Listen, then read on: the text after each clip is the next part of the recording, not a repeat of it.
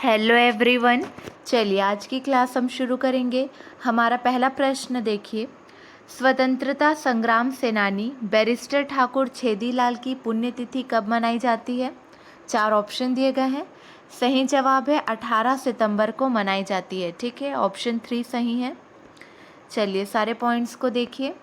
स्वतंत्रता संग्राम सेनानी बैरिस्टर ठाकुर छेदीलाल की पुण्यतिथि 18 सितंबर को मनाई जाती है। युवाओं में राष्ट्रीयता की भावना जागृत कर स्वतंत्रता आंदोलनों से जोड़ने में बैरिस्टर ठाकुर छेदीलाल का महत्वपूर्ण योगदान रहा है। आप जब छत्तीसगढ़ पढ़ते हैं तो इनका नाम आपने ज़रूर सुना होगा। महात्मा गांधी के आह्वान पर वे वकालत छोड़कर असहयोग आंदोलन को मजबूत करने में लग गए। बिलासपुर अंचल में जागृति फैलाने के लिए उन्होंने रामलीला के मंच से राष्ट्रीय रामायण का अभिनव प्रयोग किया। उन्होंने सेवा समिति के माध्यम से युवकों को संगठित किया।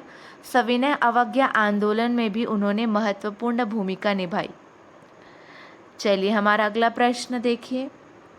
छत्तीसगढ़ में राजीव गांधी किसान न्याय योजना के तहत 2021-22 में कितने लाख मीट्रिक टन धान की खरीदी की गई है?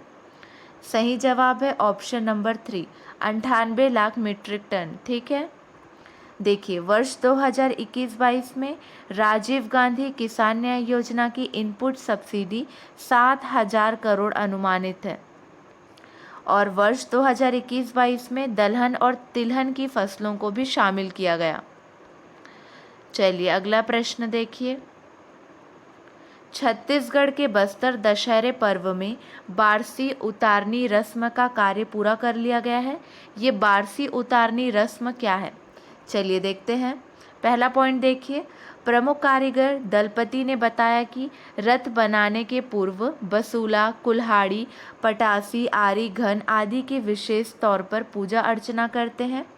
उन्होंने बताया कि बस्तर के ग्रामीण क्षेत्रों में बसूला को बारसी कहा जाता है। ठीक है, किसे? बसूला को बारसी कहा जाता है। रथ निर्माण कार्य में बसूला प्रमुख औजार है, इसलिए सबसे पहले इसकी पूजा की जाती है। डेरी गड़ाई रस्म के बाद झार उमर गांव के ग्रामीण रथ निर्माण शुरू करते हैं। इस बार 8 चक्कों का रथ बनाया जाएगा। क्लियर हो गया है बारसी उतारनी रस्म क्या होता है? चलिए अगला प्रश्न देखिए। प्रदेश में दाई दीदी क्लिनिक योजना की शुरुआत किस वर्ष की गई है? सही जवाब है ऑप्शन नंबर 3, 2020 में। प्रदेश में दाई दीदी क्लिनिक योजना की शुरुआत वर्ष 2020 में की गई। देश की पहली महिला स्पेशल क्लिनिक दाई दीदी क्लिनिक योजना है। अगला प्रश्न देखिए। छत्तीसगढ़ हर्बल्स ब्रांड की गुणवत्ता हेतु कितने गुणवत्ता परीक्षण प्रयोगशाला स्थापित की गई है? सही जवाब है ऑप्शन 3, 5। चलिए ध्यान देंगे। छत्तीसगढ़ हर्बल्स ब्रांड के तहत उत्पादित किए जाने वाले उत्पादों की गुणवत्ता सुनिश्चित करने के लिए राज्य में 5 गुणवत्ता परीक्षण प्रयोगशाला की स्थापना की गई है। हर्बल्स गुणवत्ता प्रयोगशाला कहाँ कहाँ पर है? देखिए 5 स्थान, रायपुर, अंबिकापुर, जगदलपुर, कांकेर और बिलासपुर में। चलिए अगला प्रश्न देखिए। छत्तीसगढ़ का प्रथम एवं सबसे बड़ा धान म्यूजियम कहाँ होगा? सही जवाब है रायपुर में। छत्तीसगढ़ का प्रथम एवं सबसे बड़ा धान म्यूजियम रायपुर में होगा। एग्जैक्ट देखिए, इंदिरा गांधी कृषि विश्वविद्यालय रायपुर में। संग्रहित प्रजाति कितनी है धान की? कुल 24,000 प्रजातियाँ। यह छत्तीसगढ़ का प्रथम एवं सबसे बड़ा धान म्यूजियम होगा। ठीक है, अगला प्रश्न देखिए। देश का सबसे पुराना प्राकृतिक बंदरगाह कहाँ है? सही जवाब है ऑप्शन नंबर 1, कुटेना सिरकट्टी ग्राम, गरियाबंद जिला में। ठीक है, चलिए ध्यान दीजिए। नदी तट, कौन से नदी तट पर? पैरी नदी के तट पर। प्रसिद्ध पुरातत्वविद श्री अरुण शर्मा के अनुसार गरियाबंद जिला स्थित कुटेना ग्राम में सिरकट्टी आश्रम के पीछे पैरी नदी पर देश का सबसे पुराना प्राकृतिक बंदरगाह होने का प्रमाण मिला है। क्लियर हो गया है। अगला प्रश्न देखिए। रायगढ़ में प्रतिवर्ष गणेश उत्सव के दौरान कितने दिवसीय चक्रधर समारोह का आयोजन किया जाता है? सही जवाब है 10 दिवसीय। ऑप्शन नंबर 4 सही है। गौरतलब है कि रायगढ़ में प्रतिवर्ष गणेश उत्सव के दौरान 10 दिवसीय चक्रधर समारोह का आयोजन किया जाता है और रायगढ़ घराना कथक नृत्य एवं शास्त्रीय संगीत हेतु प्रसिद्ध है। अगला प्रश्न, अंडर 19 महिला T20 विश्व कप 2023 किस देश में खेला जाएगा? सही जवाब है दक्षिण अफ्रीका में खेला जाएगा।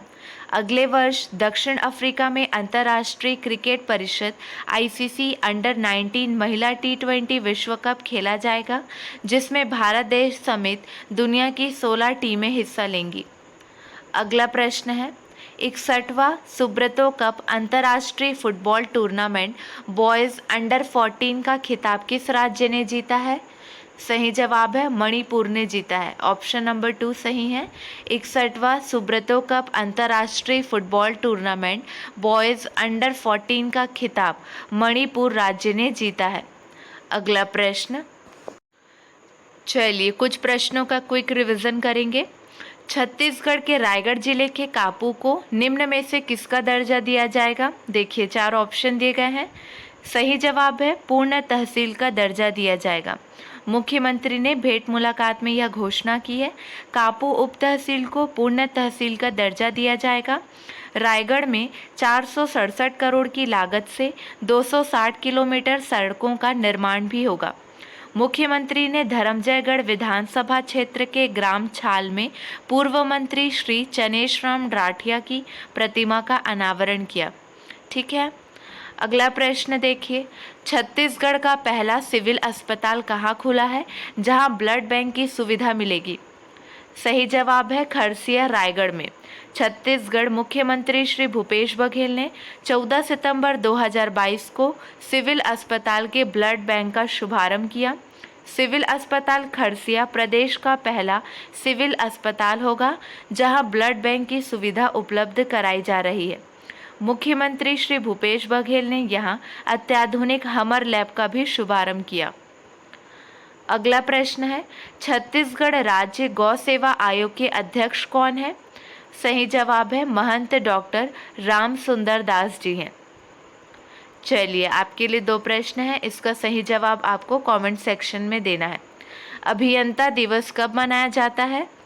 अगला प्रश्न है, केंद्रीय मंत्रिमंडल ने छत्तीसगढ़ की कितनी जाति समुदायों को अनुसूचित जनजाति में शामिल करने की स्वीकृति दी है? ये क्वेश्चन बहुत इम्पॉर्टेंट है। आज के लिए बस इतना ही। अगले वीडियो में मिलेंगे नए प्रश्नों के साथ। Keep watching and keep learning.